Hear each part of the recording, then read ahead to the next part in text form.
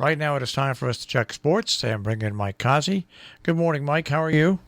I'm good. All right. So I watched the Giant game yesterday and saw them win. Actually, I saw the Cowboys lose, but the Giants still won. So the referees help. We'll go one step further than that in a second. But one thing I'll say about the Giants, and I know you don't like the Giants, and this was not a successful season, but I thought they'd wind up 7-9. They wound up 6-10. Some Giant fans were complaining about what happened with the Giants, and the Giants coach Joe Judge put it plain and simple: we don't lose those 3 games we were leading in the last minute earlier in the year. We're in the playoffs, so we have no one to blame but ourselves. And what he did over the second half of the season, taking a team that was 1-7 and they went 5-3 over the second half of the season, I think he's the right guy for the job. How long it'll take him to do the job, I don't know, but I think he's the right guy for the job. Now let's move on to the game last night. I don't want to hear anybody complain that Philadelphia pulled their starting quarterback and blah blah blah blah blah. I just don't want to hear it. I don't care if they were playing for a position and they didn't want to risk people against the Redskins. I don't want to hear it. Win those 3 games by the Giants, and you don't have, and you're not going to blabber anymore. Yeah, but you put yourself in the position you're in. That's and I was so glad that you shouldn't have to depend on somebody else to win a game for you. And that's why I was so glad Judge said that. Yeah, sure, he has done really great things with the attitude of that team, but now that's just the first year. That's the beginning. We'll see what happens over the next couple of years. But I don't want to hear this and that. No, hey, listen. I'm happy they went 5-3 over the last half of the season, and I think he's the type of coach that could possibly bring them to play decent football over the course of time. The Jets are the Jets, but now I'll take your opinions on those games. And by the way, which ones?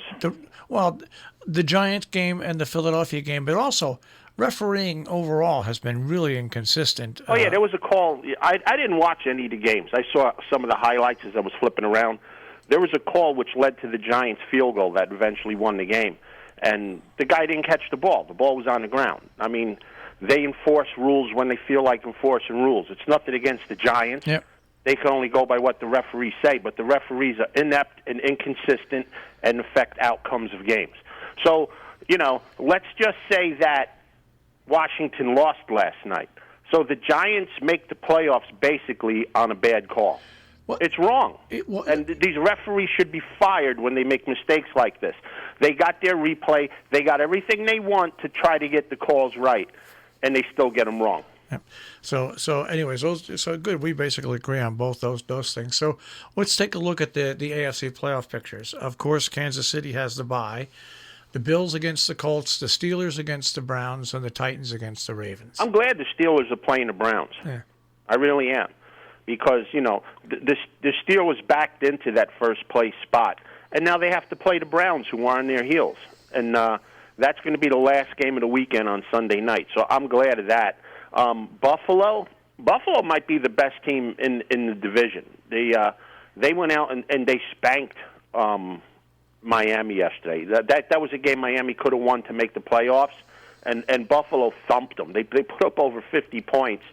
And you hear all year that Miami's defense is their focal point.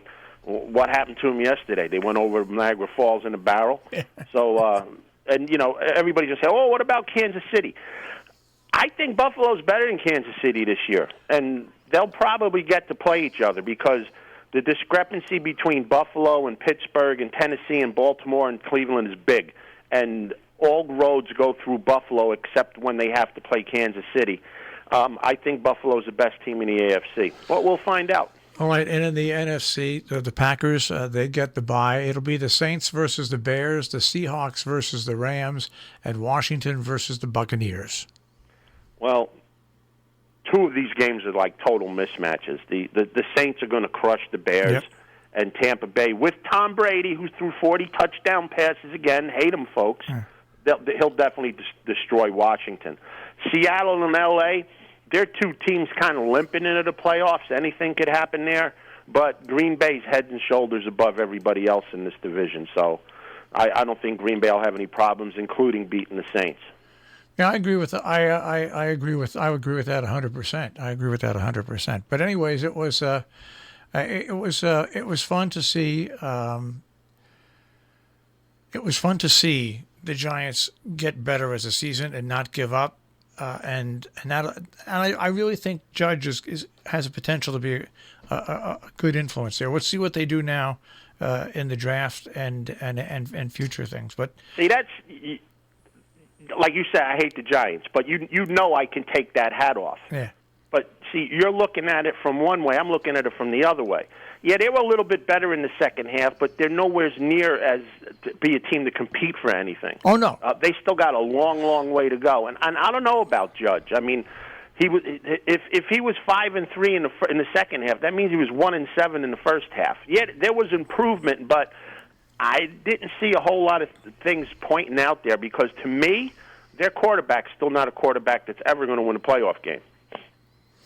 Well, we'll have to see. I know you that. disagree, but I'm looking at it without that Giant hater hat on now. And you know how you can do it. I don't see the Giants making any kind of progress to be that much better of a team. People could disagree with me. That's my opinion.